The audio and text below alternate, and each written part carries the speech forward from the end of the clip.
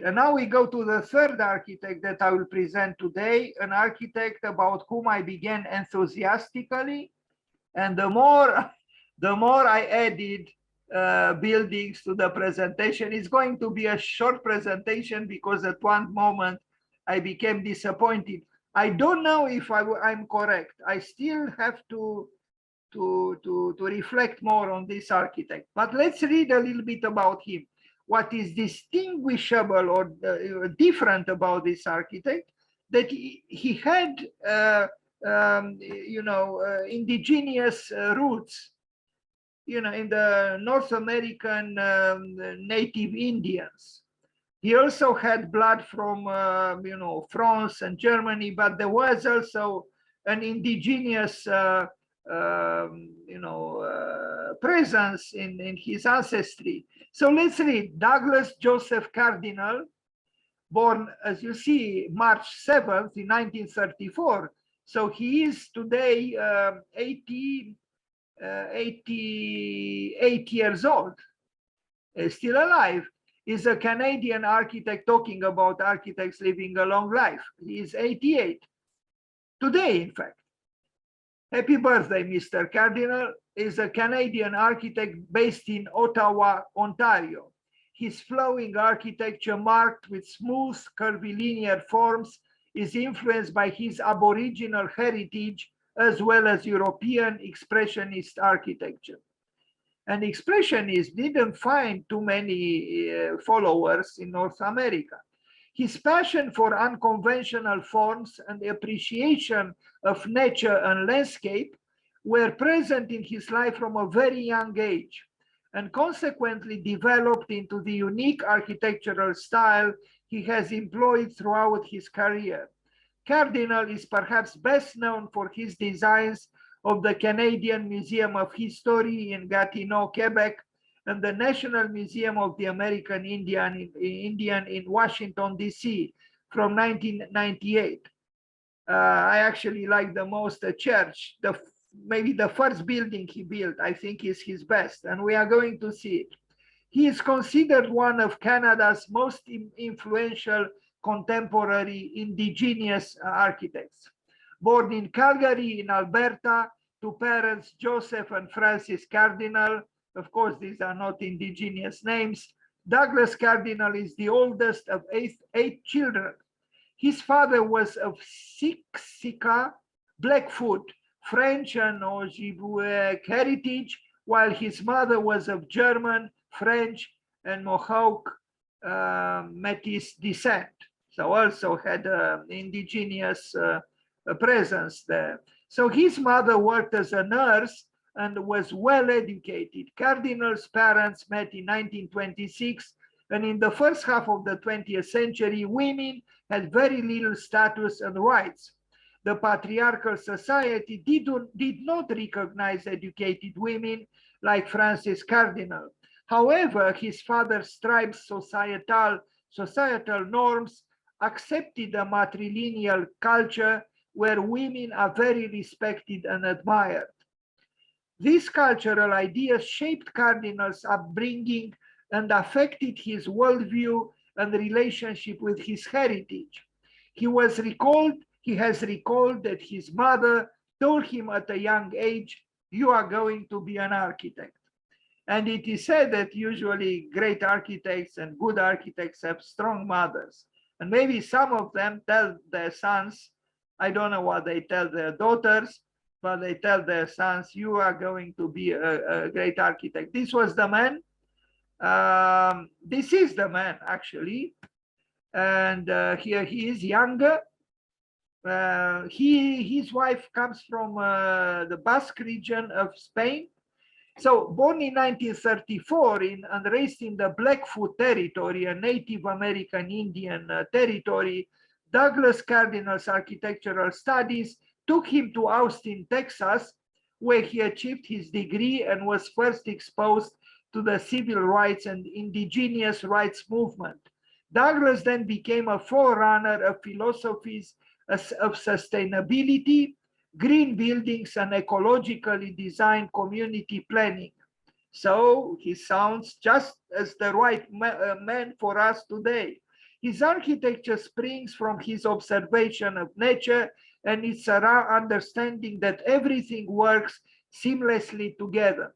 What this fragment doesn't tell us is that he was expelled from the university he was studying in Canada because he was considered he didn't have the right background, but also because he was rebellious and he advocated an organic architecture, and the school, dogmatic as it was, couldn't accept any kind of organic architecture at that time, so they threw him out. That's why he went to Austin, Texas. Here he is, dressed in a traditional attire, Native American Indian, giving a speech, a talk. He was very influenced by Rudolf Steiner, whom we celebrated some days ago. It was his birthday. And he also studied anthroposophy. Now, of course, in Wikipedia, sometimes what's written on Wikipedia is not correct. It is said that Rudolf Steiner was his professor in Austin. Well, it was impossible because Rudolf Steiner died before Mr. Cardinal was born.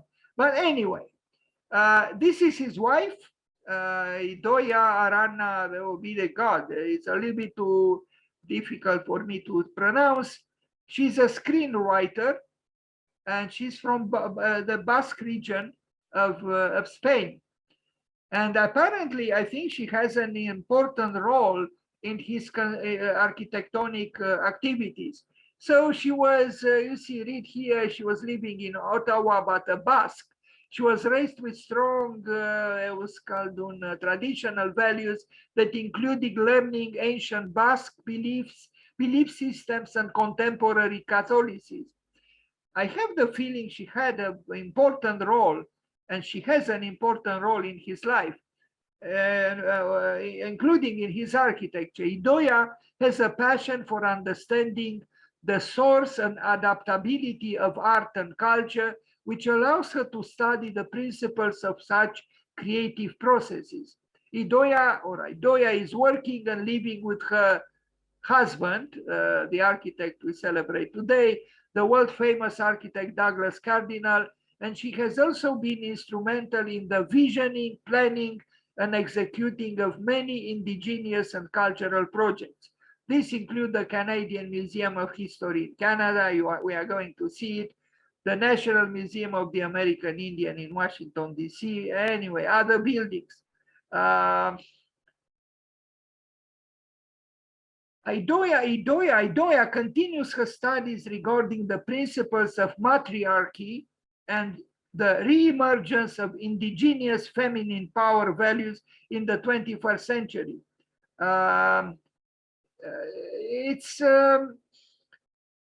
This aspect of his architecture and his preoccupations attracted my attention. But then there is another side where it says here, you see, she is also the owner of Douglas Cardinal Housing Corporation, which is an enterprise that delivers beautiful, solid wood manufactured homes. To be honest with you, I'm a little bit turned off by this ownership of a corporation, and he himself, I don't know if this has anything to do with matriarchy. In my opinion, he has more to do with the capitalistic patriarchy. Anyway, drawings by by Douglas Cardinal. I like his drawings. You know, they are cryptical, they are philosophical. He talks about the spirit of creativity is in the center. I don't know. I mean, the ideology of the center, in my opinion, is a little bit problematic because it is actually about the patriarchal center. You know, I like to think that matriarchy is not so stubbornly, centered, so to speak. But maybe I'm wrong.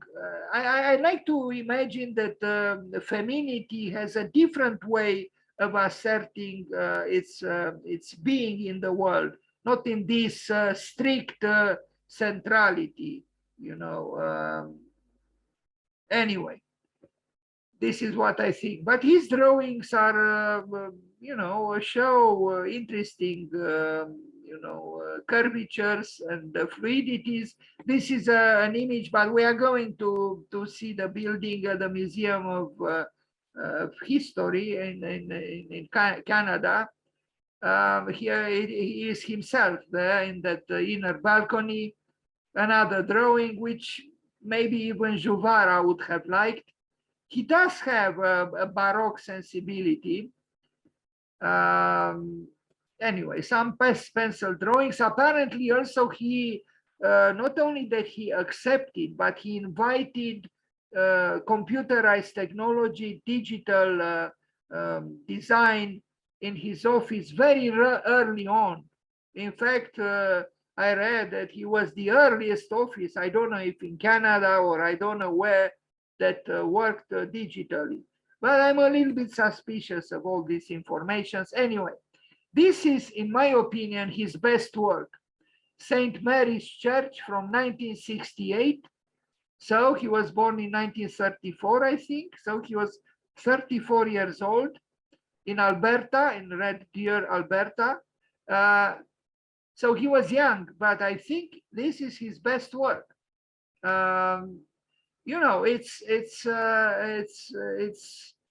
It's a church which I think invites romantic, involvement with what we call spirituality. It's a building which believes in the wall, in the brick. It's massive, but it has contortions. It has a certain kind of expressionism, but very different from the German or European expressionism. I think it's a very good building. And yes, it has parts that are intriguing, and if you don't know the whole, you might not know what's going on here. Maybe again the influence of Rudolf Steiner was felt, but the architecture of Cardinal of Douglas Cardinal is actually very, very different from the Goetheanum by Rudolf Steiner, for example. An interesting building, and I still think this is his best building. And I began the presentation to make the PowerPoint presentation on him based on images of this work. And at first I was enthusiastic, besides, not considering the technical quality of these pictures. Look at the plan. It's a building that shows mastery. It shows expression. It's a good building. But then I think, and that's why I'm a little bit unsettled and a little bit ambivalent now about him, because I think success brought out something of him that didn't have that promised modesty, if I understood correctly. I'm not saying that this building is modest. No, it's not. But this is destined to God, no, or to Mary, the mother of God, or the mother of Jesus. Is a sacred building. It's the house of God. But unfortunately, he kept doing something, rather rhetorical for less spiritual reasons or programs, and that I think is problematic. And we will arrive at, because I'll show a few buildings, but not as many as he actually built, and not as many as I actually prepared myself for presenting. This building, though, I like, and I will continue to like, and I knew this building for some years. It's a building which I think deserves to be acknowledged. Even with these capricious elements, which are of an ornamental nature, but they are, I think, convincingly part of the whole building. Now, this is an elementary school, which I understood, closer to us in time. Building was abandoned, also in the same place, Red Deer in Alberta, a school. And still this building has something of the spirit of those years, you know, end of the 60s, the beginning of the 70s. For some reason, it was abandoned, I read. I don't know why, but it was abandoned. Now, I don't know what that spire stands for there. It's certainly not a Muslim building. It's not a mosque. But anyway, this is, I guess, closer to what, you know, a school might look like. Abandoned. Now we arrive at the Alberta Government Services. I only have, I think, 2 pictures here from 1976. There is something of the church for St. Mary that we saw, but it's a secular building. In my opinion, less convincing, a little bit decorative, although heavily, I mean heavy, it's a heavy building. He likes massivity. And here is another picture of it. I don't know. I mean, it's a building which becomes, I don't know, somehow a little bit more stiff and pretentious, I think, in its manipulation of massivity and towers and glass also. The way he uses glass is, to me, a little bit, we are going to see his private home, the Cardinal house. And there he uses the same kind of glass as you can see here, that in my opinion doesn't offer a lot of intimacy and doesn't offer the feeling that it's a home. And here it is, the Cardinal residence. You know, this I find rather simplistic and certainly not sustainable. I mean, whatever the talk is that he's an ecological architect, to me, this is not. I mean, you know, this is, you need some money in your pocket to pay for the bills. You know, the loss of energy with so much glass. If at least he had here reflective, you know, solar panels, you would have said this is a solar house, but this is not the case at that time. Plus, you know, there is something strange. I mean, the building is certainly not the most modest house in the world. It's not. I would say quite the opposite. That it's not modest at all. But then you have the picnic tables, several picnic tables here, rather, you know, scattered. I don't know. Yes, it is interesting because of these elements, architectonic elements, which we saw in the St. Mary's church. But I don't know, it's something about this house. And are these dogs here, or what kind of animals are they? I can't see very well, but it's strange. Yes, it's probably, if something bothers me, is this rather simplistic sloping plane, essentially of glass. I find it rather rigid and predictable and simplistic. And then, you know, I mean, it was not my intention at all to criticize this architect, quite the opposite. In my invitation to this presentation, I said he's a remarkable architect.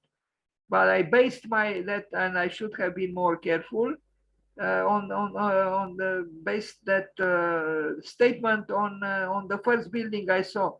This swimming pool inside the, you know, I mean, even this, you know, I don't know. I find it. I certainly it's not sustainable. It's not modest. It's not ecological. It's, of course it is the house of a well-to-do man. A man who probably made significant amounts of money building lots of buildings. And if you look on Wikipedia, you can see that he did build a lot of buildings and some very large buildings. But even his own house, I'm very sorry, Mr. Cardinal, you know, this is not a modest house. This is not what I thought you are about. But anyway, we all have, megalomaniacal dreams, unfortunately, like Herman in that beautiful short story by Alexander Pushkin, The Queen of Spades. Now, the Canadian Museum of History is one of his major accomplishments, and it's a big building. It is located in Hull, Quebec, directly across the Ottawa River from Canada's parliament. So prestigious location. And yes, I think he's good, and I like these, formal agitations.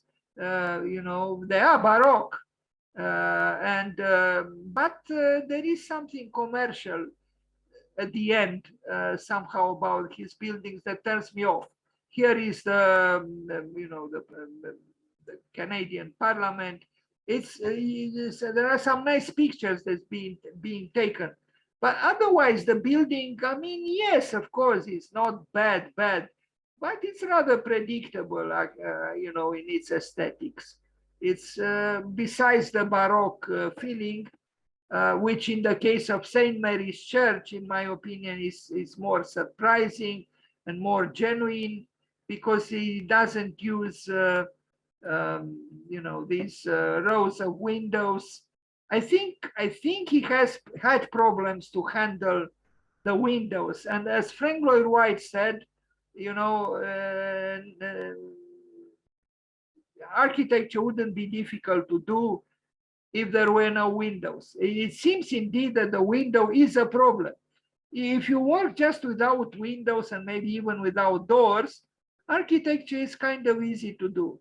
But when you have to pierce the walls, how do you do it? With horizontal, windows like here, as the modernists claim that this is the way. How do you do it?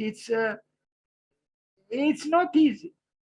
The great architects, yes, but plus, this mimicking, the tents of the North American, the native Indians. Let's be honest, we saw his house. His house has nothing to do with these tents, nor do these tents have anything to do with. Now, of course, these are artifacts. There are also sculptures here, but this mimicking, being in love with the ancestors. The truth of the matter is, I don't know how it is in Canada, but I know how it is in the United States. The Native American Indians have been decimated and placed in reservation camps, like animals. And then came the white man and built casinos for them to destroy them further with, playing their little money at the roulette or whatever, and then drinking and so on. So, this kind of hypocrisy, white man hypocrisy, we place the tents of the Native American Indians, and this is the happy marriage between the white man. And let's not forget, he was expelled from the university in Canada, not just because he had radical views, that he loved organic architecture, but also because he was Indian. It's probably not like this any longer. Anyway, here we see some influence from the anthroposophical architecture of Rudolf Steiner a little bit, but here it's rather conveniently, in these terraces. And the interior has a grandeur that I think is a little bit in bad taste. I mean, this is a contemporary democracy, and these buildings are, this interior is, made for the contemporaries of Filippo Juvara, not for the contemporaries not for our contemporaries. It's an architecture of opulence and a little bit of demagogy, in my opinion, or maybe not so little. And again, these large surfaces of glass, just like in his house, turn me off. And they certainly are not sustainable. I mean, again, anyone knows that when you have such large surfaces of glass, you have to be prepared to pay for electricity and the loss of energy. Let's not forget, this is Canada, but if it was in the south of Canada, you'd have melted down during the summer here. So using glass like this, in my opinion, is not at all sustainable. Anyway, otherwise, what can we say? Yes, there is, artwork here. I don't know if he did this artwork or not. On the ceiling, we see where it is above that interior balcony. Yes, of course. I mean, this is the Museum of History of Canada, the Canadian history, and there is opulence. There was money going into this building. I like the sculptures, the totems. Those belong to the Native American Indians. And yes, they had a beautiful and original art and vision, cosmic vision about the role of man on earth and so on. A very rich old culture. But this is not actually, the white man's culture. It's not. The white man built a building. And the white man built also these buildings, which are, charming from a distance. Maybe not only from a distance. The Native American Indians did these totems, which, yes, are nice. I think are nicer than the building. The building also makes me think a little bit of a certain flamboyant rhetorical architecture by Ricardo Bofill in France.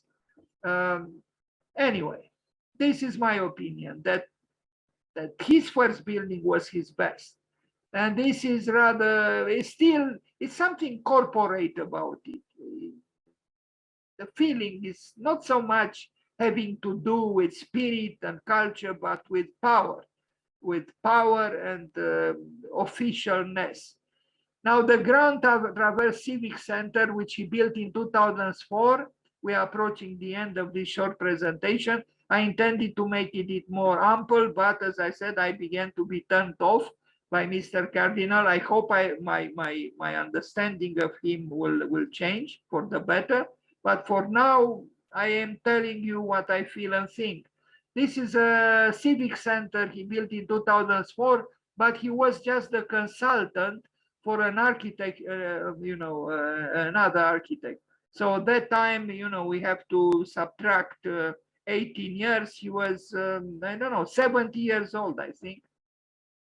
He was consultant for these architects, CH2 Architecture Incorporated, and this is the building. We see the center, just like in his sketch.